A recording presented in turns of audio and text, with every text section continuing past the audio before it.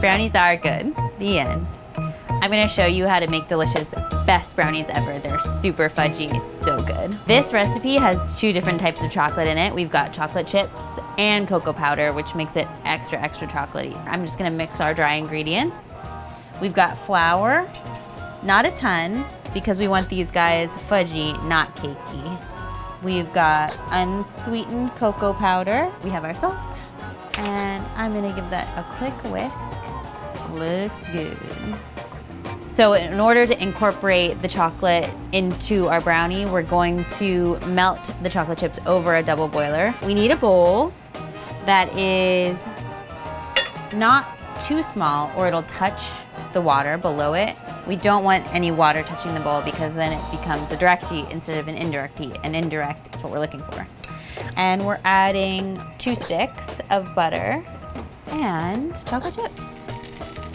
We're using semi-sweet chocolate chips here, but you can use whatever kind of chocolate you like. I'm a huge fan of dark chocolate, so sometimes I like to chop up a bar of like 75% chocolate and throw it in here instead. It's totally up to you.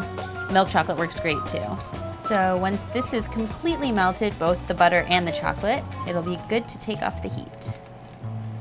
Look at that, it's already starting to melt. It takes no time.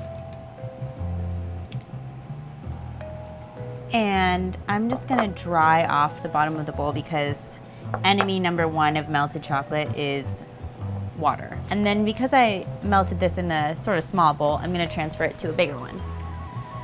Into this bowl, we're gonna add our sugars. Plain white granulated sugar and a bit of brown sugar as well. Now we're just mixing her up.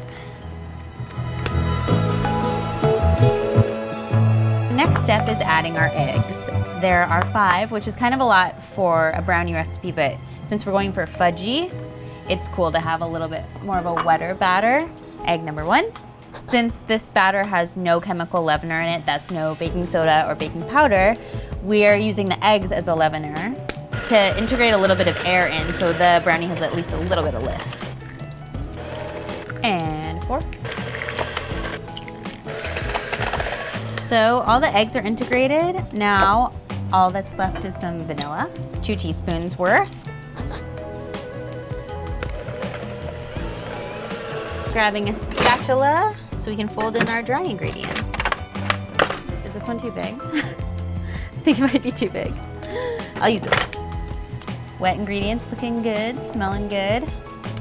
Now I'm gonna add about, well, I'll just add all of it. There's not too much dry. And give it a fold.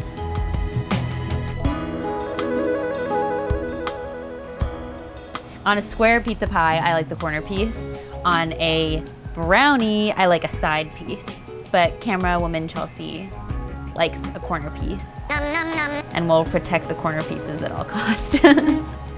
Last but not least, if you're a chocolate freak like me, you might want to add more chocolate chips. I highly encourage this. So we have a 9x13 pan. We've got it parchment lined, important. And we're ready to pour our batter in.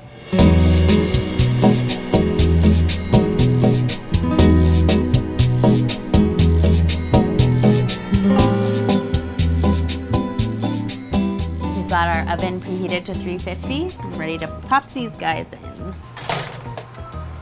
These will be in here for like 30 to 35 minutes. Just check with the toothpick in the center, and if it comes out clean, then it's done. These are pretty fudgy, so there might be a couple crumbs, but mostly clean. Ready? We're ready. I'm taking her out. And it smells so good. So I've got a little toothpick here. Just gonna give it a little poke. We're clean. We're good. Now all we have to do is let it cool for a few minutes, and then I'll slide this out and cut it into squares.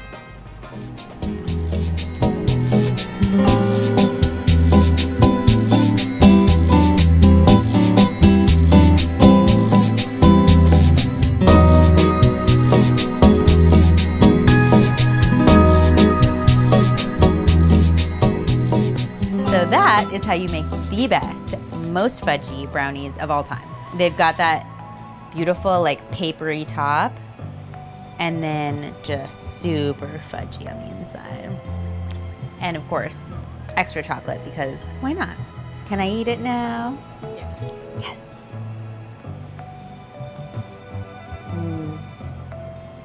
Bliss.